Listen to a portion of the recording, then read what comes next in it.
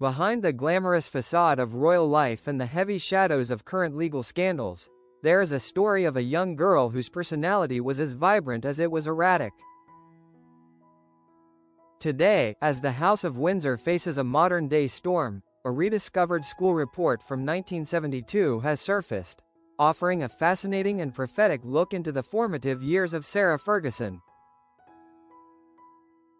Long before she became the Duchess of York, Fergie was already a whirlwind of energy that teachers found difficult to contain. Growing up in the lap of luxury, Sarah's childhood was one of ponies, ski trips, and household staff. Her father's role as polo manager for the then Prince Charles meant the monarchy was never far away. However, even in those early years, the family's proximity to the throne came with lessons in humility. The Times recently recounted an incident where the late Queen Elizabeth II had to gently remind Sarah's father of the royal protocol, stating, "It's me they've come to see, not you."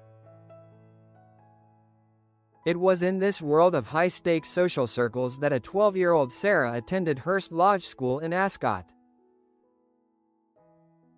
+1.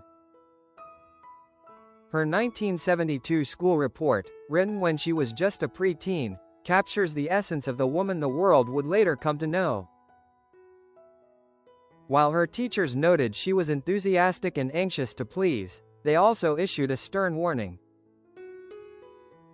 The report stated that Sarah had not yet learned to channel her energies in the right direction, describing both her work and her behavior as erratic. Even then, the message was clear: Sarah needed to exercise greater control. Academically, the rediscovered records show that Sarah's path was not one of traditional scholarship. She left school at 16 with only 2 O-levels, an A in spoken English and a C in art. Her struggles with biology, geography, and French resulted in failing grades, and she eventually finished at the bottom of her secretarial course. It is a stark contrast to the rigid, disciplined image often expected of those entering the royal fold, yet it explains much of the spontaneous and sometimes impulsive nature that defined her time as a working royal. +1. While Sarah was navigating her erratic youth, her future husband, Andrew Mountbatten Windsor, was building a very different reputation at Gordonston. Reports suggest he was less than popular with his peers, often viewed with a disdain that foreshadowed the public outcry he faces today.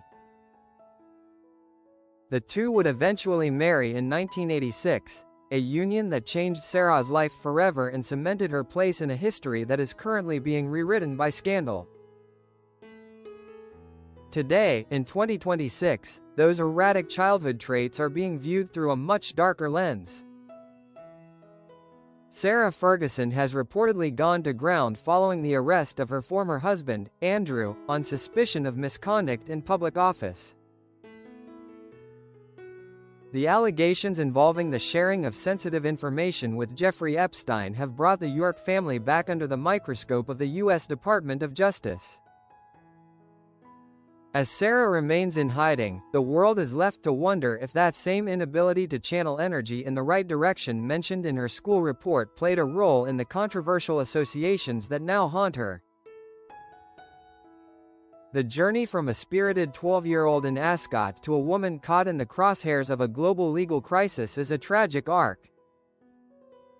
Sarah Ferguson's life has been a series of highs and lows, marked by a desperate need for approval and an energy that often defied the boundaries of royal decorum. As the Epstein files continue to leak and the investigation into Andrew deepens, this rediscovered school report serves as a haunting reminder.